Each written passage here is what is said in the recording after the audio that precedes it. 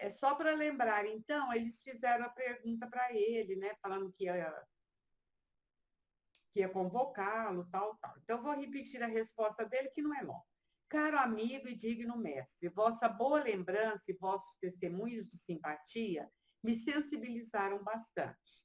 Se hoje posso vir até vós e assistir, livre e desprendido, a esta reunião de todos os vossos bons amigos e irmãos espíritas, é graças ao vosso bom pensamento e à assistência que vossas preces me trouxeram.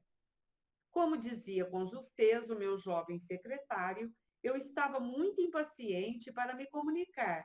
Desde o começo dessa noite, empreguei todas as minhas forças espirituais para dominar esse desejo. Vossas conversas e as graves questões que discutistes interessaram-me vivamente e tornaram minha espera menos penosa. Perdoai, caro amigo, mas precisava manifestar o meu reconhecimento. Aí depois vem outra pergunta, nós podemos comentar sobre essa então, gente. Olha, 4 dias depois, né, ele já fala que estava ansioso, não via a hora de poder comunicar com os amigos. Olha que beleza, gente. Muito interessante, eu fico pensando, né? Porque nessa época eles conversavam, porque como Kardec estava codificando a doutrina, eles às vezes até combinavam. E ele, então, estava aguardando ansiosamente que ele pudesse ser convocado. Que lucidez, hein, Marlene? Que lucidez, né? Isso que eu fiquei pensando. Olha o que ele fala, eu até sublinhei aqui. Vossa lembrança e vossos testemunhos de simpatia me sensibilizaram bastante. Isso prova para nós, gente, o quanto é importante as nossas orações para os desencarnados, que eles recebem, né?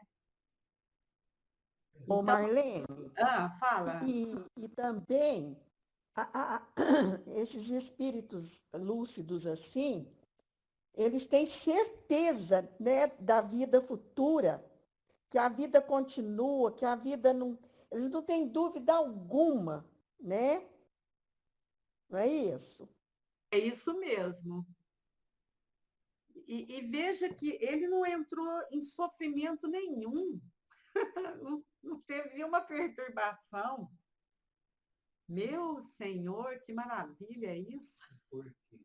E por que eu estou ainda perguntando? Então responde. Por quê, senhor Antônio? Não, eu perguntando. Porque eram, como a Ana Luísa falou, espíritos lúcidos, e essa lucidez é advinda de uma vida reta, do cumprimento das leis morais, né, da fraternidade, dos bons pensamentos. O que vocês acham, gente? Estou me perguntando. Eu acho que você está certinha. Não é, Ana? Certinho, Marlene. É todo esse conjunto aí, né? É. A Ivete hoje está quietinha.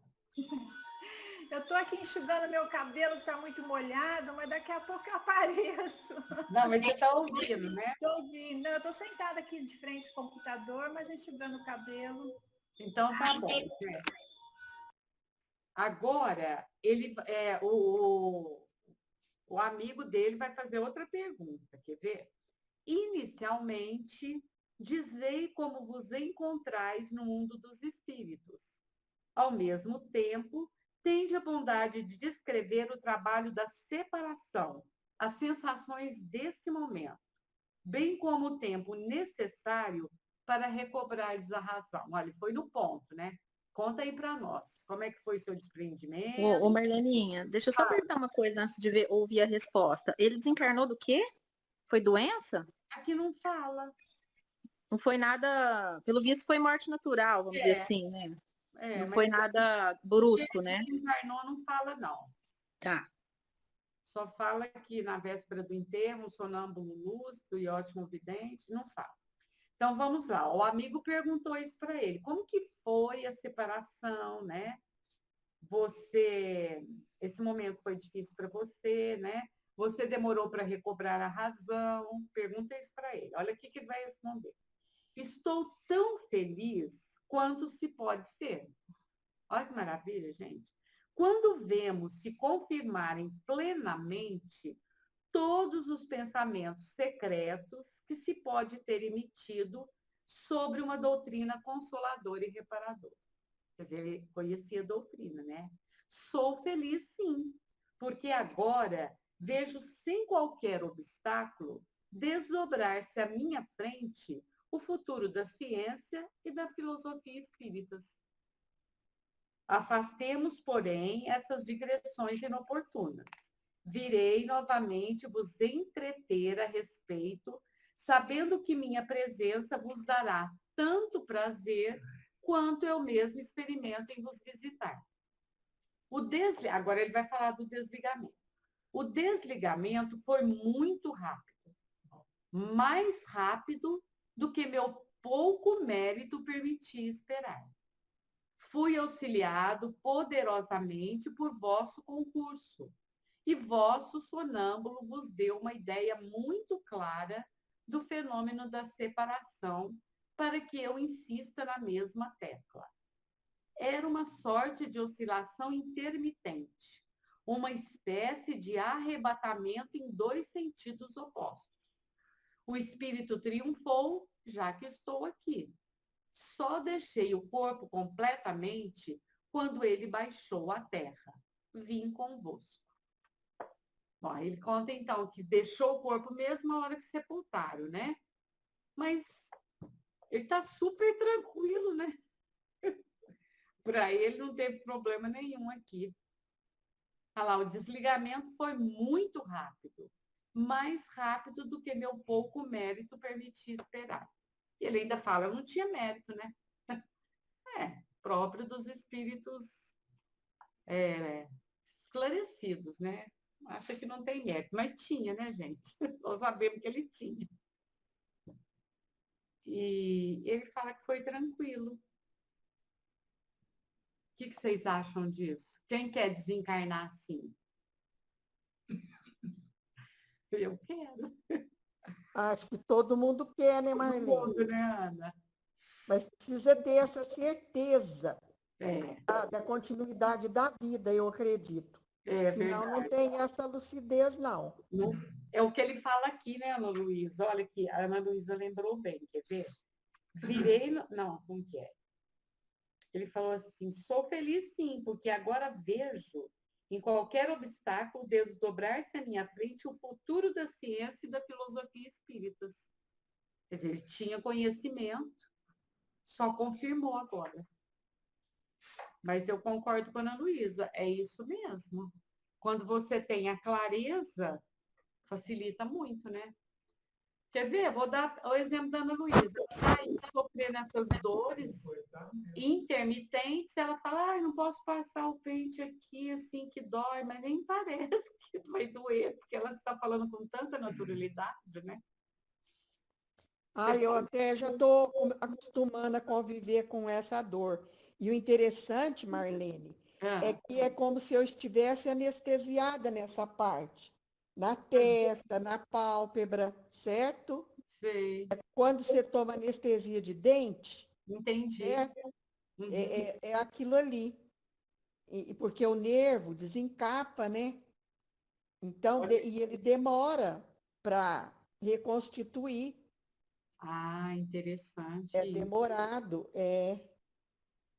Muito interessante. Então, só de tocar de leve a mão no cabelo, parece que cada fio de cabelo é um espinho. Nossa Senhora. Mas você veja, graças a Deus... abrandou. Não vou dizer que não abrandou. Abrandou, era muito pior. Mas ainda dói muito. Muito, muito. Mas graças a Deus você está muito bem. Muito lúcida. Graças a Deus as orações. Eu até quero agradecer vocês mais uma vez. As orações que, olha, o carinho que eu recebi de todos vocês, isso ajuda demais a gente, vocês não queiram nem imaginar o quanto faz bem para a parte psicológica, emocional, sabe? Eu tive muito apoio. Eu não podia responder para ninguém, porque a dor era tamanha que eu não atendia nem telefone. Eu simplesmente silenciei meu celular, que eu falava assim, se a pessoa me ligar e me der uma crise, porque dava crises assim, ó, certo? Uhum. Várias vezes ao dia, fora aquela dor, uma dor de enxaqueca, a dor do espinho cravado e as agulhadas. Tinha hora que vinha aquela crise terrível que eu estremecia, o coração parecia que ia explodir. Então, se a pessoa me liga numa hora dessa, e eu estou falando, eu vou ter que, nem sei, né? Não tem nem como. Aí eu fiquei muito tempo sem responder ninguém, mas eu senti o carinho, o apoio, que fez bem demais, mas demais para mim. Vocês não podem nem imaginar. Que bom, E as né? orações, né? Aí da turma toda, da Marleninha, da turma do Luz e Amor, as vibrações. É igual a Marlene falou agora, a oração vale demais. Então, vale para nós aqui encarnados, né? Você está dando esse testemunho, e vale para os desencarnados. Para os desencarnados também. Aqui, né? É. Por isso que a gente precisa orar mesmo. Já pensou? Igual a Ana deu esse testemunho do que fez bem para ela, do carinho, né? Nossa, todo mundo perguntava por você, viu, Ana? Sempre. Então.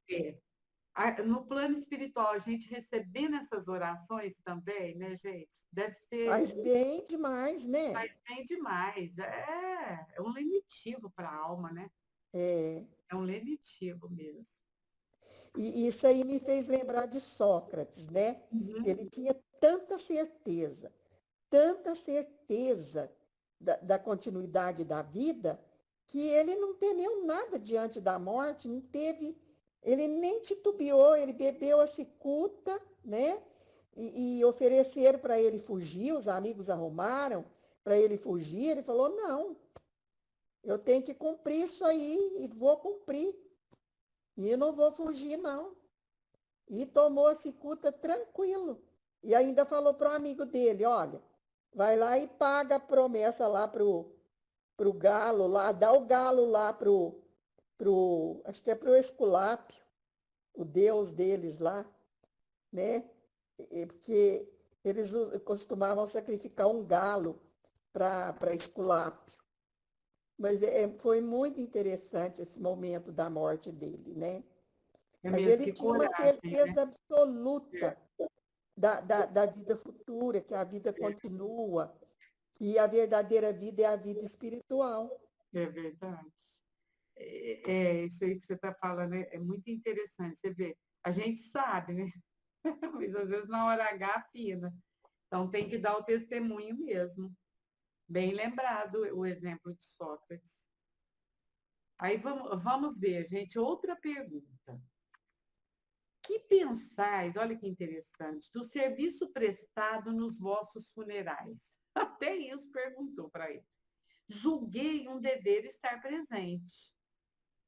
Naquele momento, estáveis bastante desprendido para vê-lo, e as preces que eu disse em vossa intenção, não ostensivas, naturalmente, chegaram até vós? Porque esse que estava fazendo pergunta, gente, ele era um médio sonâmbulo. Então, nessa hora, ele desprendeu-se, né? É isso que ele fala aqui. Julguei um dever estar presente. Naquele momento, estáveis bastante desprendido para vê-lo. E as preces que eu disse, então, eu estava vendo, as preces que eu fiz, não ostensiva, né? Naturalmente, ele fez a prece silenciosa lá, chegaram até vós? Olha o que ele vai responder. Sim, como vos disse, vossa assistência foi de grande importância e voltei a vós, abandonando completamente minha velha crisálida. Como bem o sabeis, as coisas materiais pouco me tocam. Eu só pensava na alma e em Deus. Ai, ai, ai, que beleza, hein? Estava tranquilo, ó, o corpo estava lá, o outro orando, né? Viu chegou até desdobrar e ele estava super tranquilo. Aí ele vai fazer outra pergunta. Creio que vos lembrais do estudo que fizemos a vosso respeito em 1860.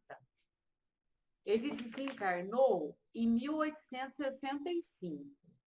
Mas em 1860, eles haviam feito um estudo. E num processo de desdobramento, quer ver na pergunta, vocês vão entender. Vou repetir. Creio que vos lembrais do estudo que fizemos a vosso respeito.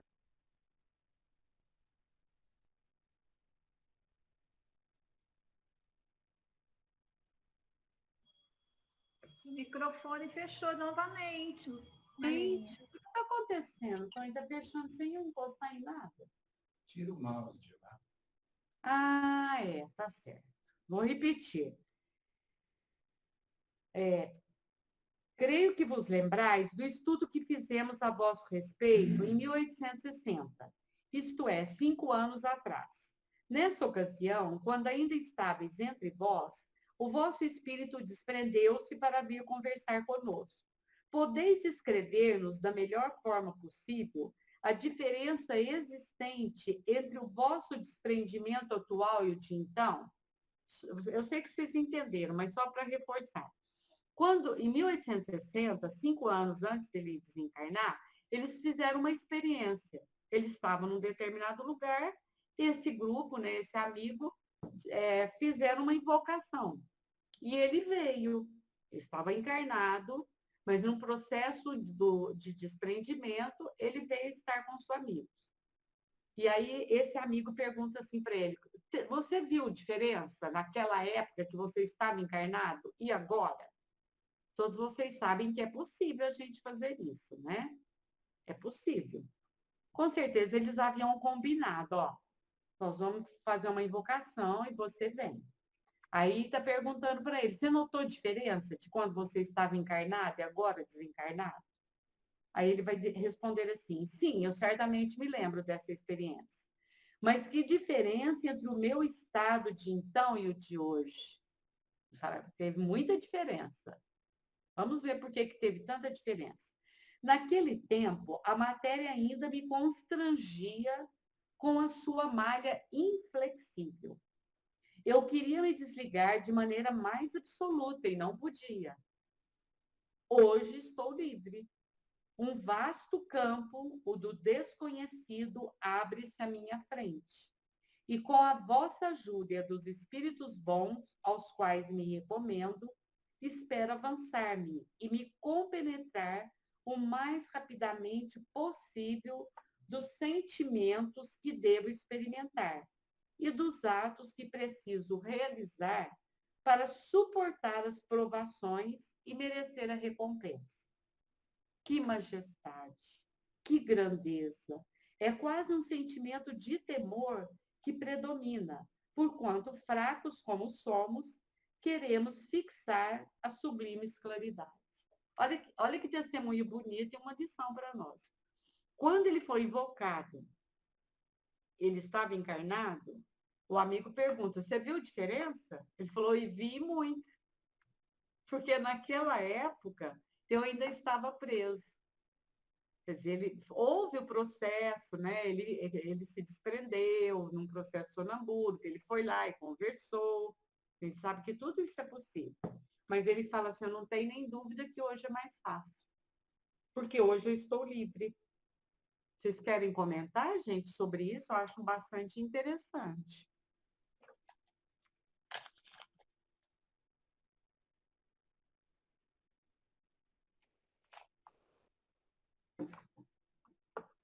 Antigamente tinha muita gente inteligente, né, também, né? Às vezes a gente fica pensando, né, quando o mundo começou, mas acho que deu do começo, né? O povo tinha gente muito inteligente, né? Sabia das coisas. Porque eu lembro da mamãe contar dos antigos, falar que ia ter um tempo que a gente ia conversar com os outros, longe vendo a pessoa. Ia ter uma máquina que ia voar. Hoje nós estamos, cada um está na sua casa e a gente está se vendo. Vai ver que era disso que sua mãe falava, né, dona Nória? Então, É. Mas aqui, eu dona sei muito Glória, é inteligente. assim.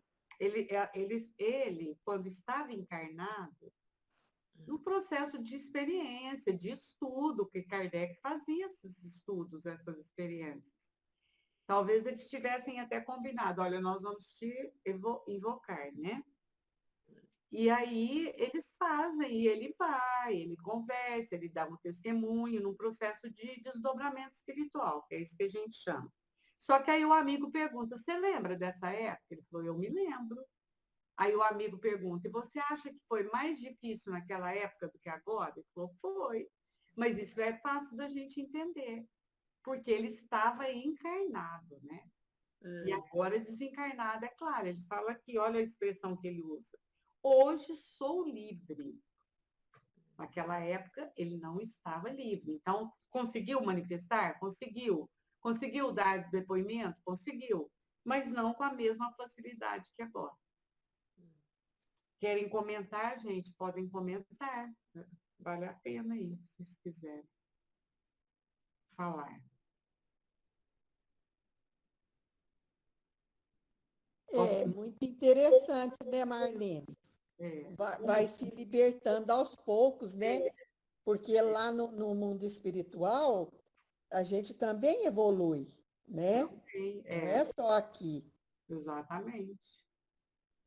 Lá, nós, quando desencarnamos, nós participamos, dependendo assim, do nível, né, evolutivo, a gente participa de estudos lá no plano espiritual. E como, né, Ana?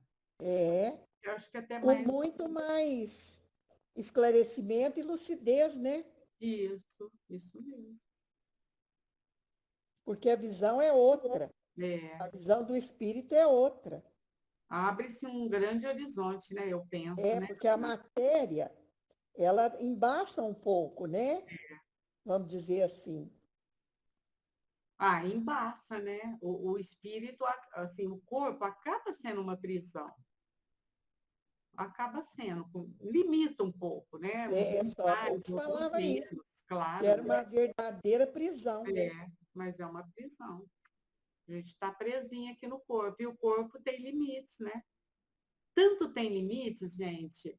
Eu tenho pensado muitas vezes uma pessoa extremamente inteligente, lúcida, se ela entra num processo, por exemplo, no Alzheimer, ou mesmo numa demência, né, de velhice, você fala, nossa, não acredito aquela pessoa com aquela lucidez, né? Como que ela está assim, né? Porque é o corpo, não é o espírito, é o corpo, né? Você lembra da Ana Luísa, você se lembra meu Deus, da Edna, professora de literatura? Lembro?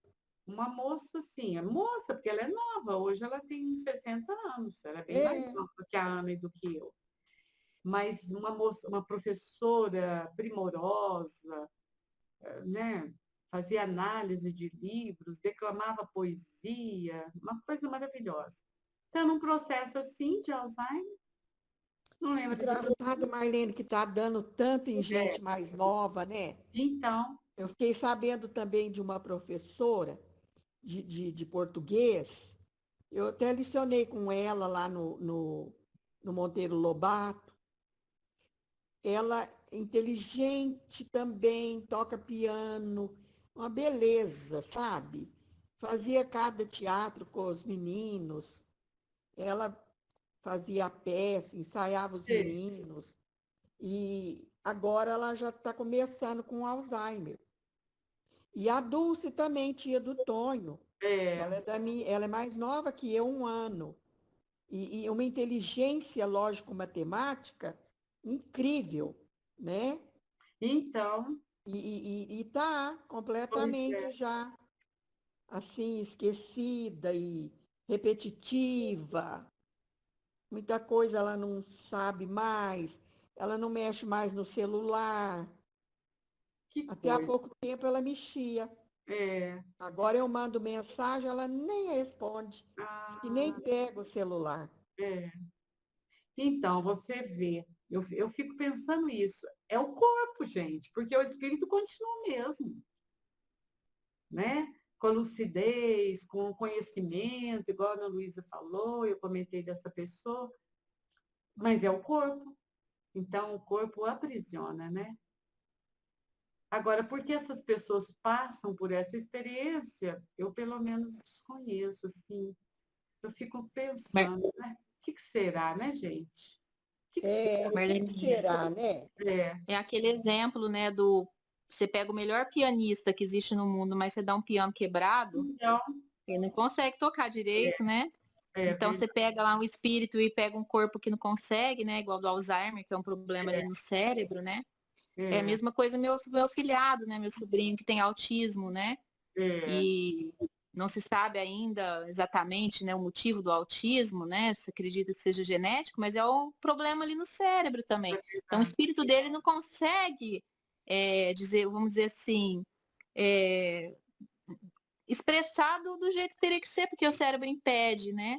é verdade. Agora, você falou o porquê que isso acontece, né? O A gente não espiritismo sabe, explica mais ou menos, né? Explica né? para a gente às vezes ainda fica com dúvida, muitas vezes, né?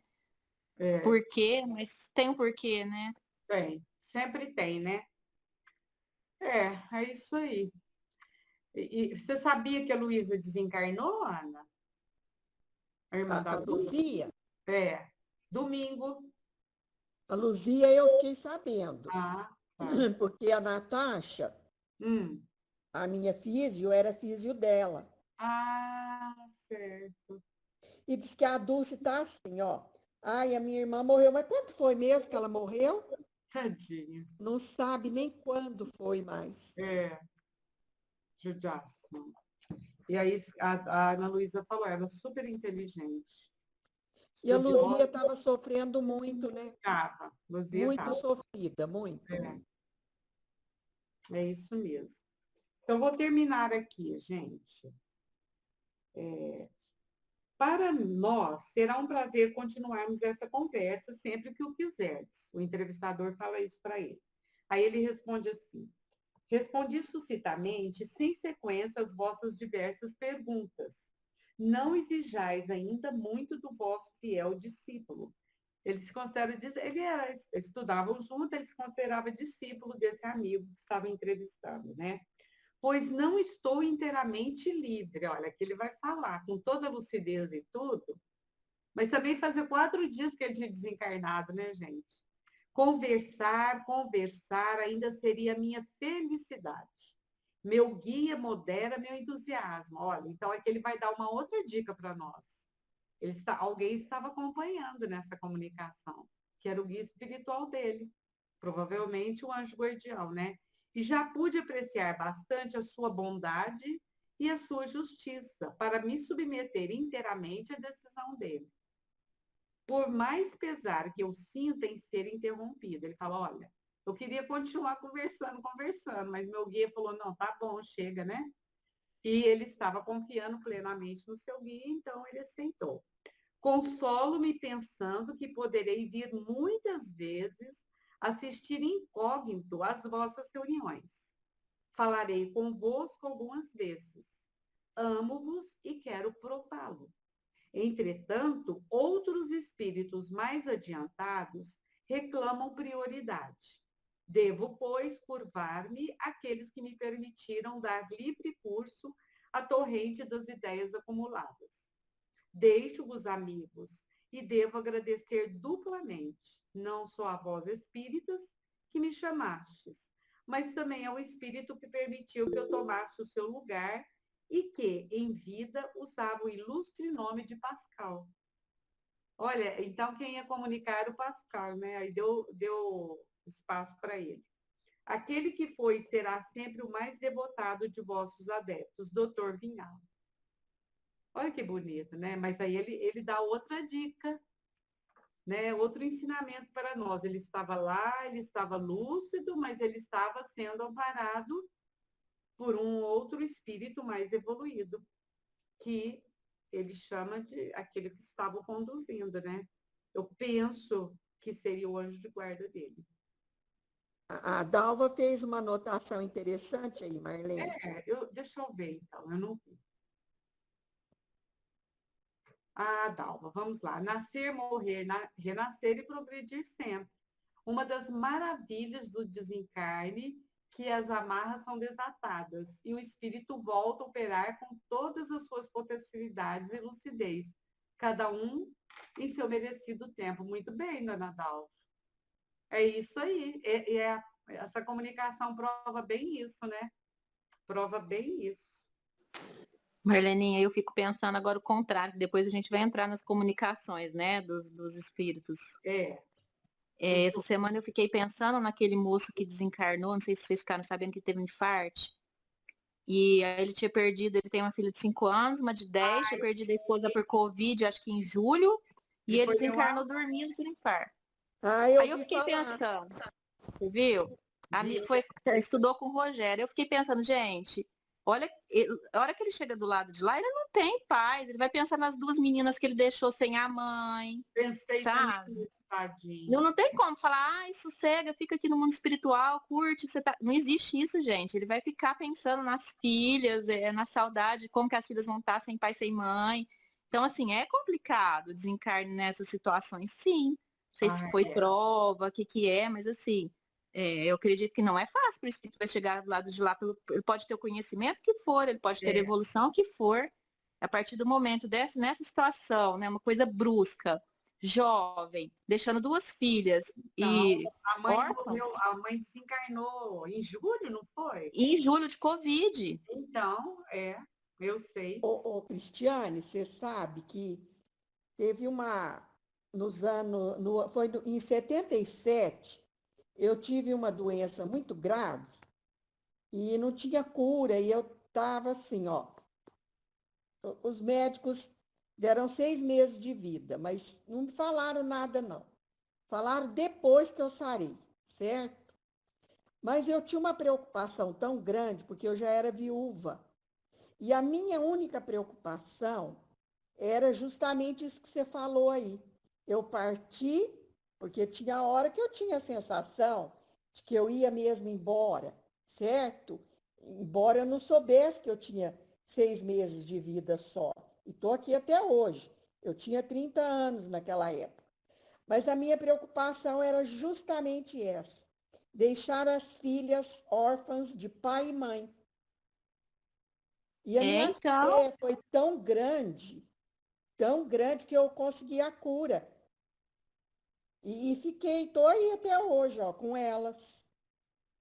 Então, eu fico pensando nesse moço, né? A hora que ele acordou do lado de lá e se acordou já, enfim. Mas não é fácil, gente. Os pequenos, nossa, eu temia tanto isso. Hoje, se eu tiver aqui, eu vou, né? Meus filhos não precisam mais de mim, tá tudo certo. Então, é muito diferente mesmo. Quando os pais têm os filhos pequenos, né? A Ana Luísa tem o exemplo dela. Eu fiquei pensando muito nesse rapaz. Ele foi meu aluno. Ele é amigo do Rogério, né? Eu pensei assim, gente, ele já estava... Diz que as meninas estavam dormindo com ele, né? Na cama. Helene, será que ele foi meu aluno também? Eu acho que sim, Ana. Deve ter sido, porque se o Rogério foi seu aluno e eles estudaram juntos. Qual era o nome dele mesmo? Ele chama Paulo Roberto Pena. E parece que é Andrade. Paulo Roberto Pena Andrade. Ele é da turma do desse sobrenome também. Pena. Eu fiquei pensando isso, Cristiane. Eu falei, que dor para esse espírito. Ele já estava, com certeza, agoniado, porque as crianças, a mãe já tinha partido, né? E tem uma menininha de 5 anos, né? A outra é um pouco mais velha. Ai, que judiação. É uma de 5 e uma de 10. E eu penso que esse infarte ele deve ter ficado muito agoniado com o desencarne da esposa. Responsabilidade de criar as filhas sozinhas. As filhas devem ter sofrido. Deve ter passado por um processo muito difícil, né? É verdade. Não é uma prova dolorosa. E essas crianças, gente, também, né? Porque agora tem que arrumar tutor para as crianças, não é assim, Cristiane? Você que é da área aí? Eu não sei se eles têm avós, se são os avós que vão cuidar, né? Eles vão ter que pedir a tutela dos netos. Gente. Ô, Ana, você conhece os avós maternos das crianças? Você deve saber, é o Durvalino e a esposa dele, que eu não me lembro o nome dela agora, mas que ela foi diretora de escola. Eu esqueço o nome dela. Ah, se foi de. Às vezes eu sei, né, quem é. Durvalino, Ana Luísa, irmão do João da Loja Resende. Sei sim dessa família. Aí é parente da Maria Lúcia. Lembra da Maria Lúcia, que dava aula na 2, no primário? Lembro, sim, é verdade, é. É parente. Aí o Durvalino, acho que Tio, não é? é por aí. Então, e a família dele, eu conheço uma irmã dele só, né? Eu não sei se ele tem pais ainda. Ah, mas eu fico tão preocupada com essas crianças também. Ai, Eu gente, também. tá, Eu né? lembrei do meu caso, né? Que uma filha minha tinha 6 e a outra 4 anos. Então, Então eu pensava assim, como que eu vou deixar essas meninas aí, né? é, Sem pai, sem mãe. Nossa, era a minha única preocupação. é, é isso mesmo, gente. Mãe, quando desencarna uma mãe que deixa filho, eu falo, ai, eu fico muito compadecida. Porque eu falo, olha, esse espírito sofre, né? Então, e eu tinha meus pais, né, que inclusive me ajudaram muito na criação, na educação delas, mas eu pensava assim, meus pais já estão idosos, Se você né? partisse para eles Eu não. assumirem essa responsabilidade, não Então, seria fácil para eles. Não seria fácil. Como não vai ser para os avós, porque os avós já são mais velhos. Eu sei, por exemplo, os avós maternos são mais velhos. Os paternos também devem ser, né?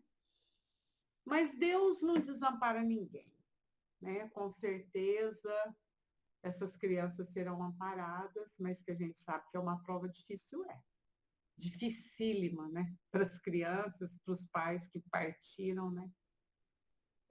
Você vê, em 5 meses, as crianças ficaram órfãs de mãe e pai, né? Bom, É um trauma muito grande, né? é, Muito grande. essa eu acho. Eu vou te falar a verdade, eu acho que é mais difícil. Bom, meninos, então nós chegamos ao nosso final.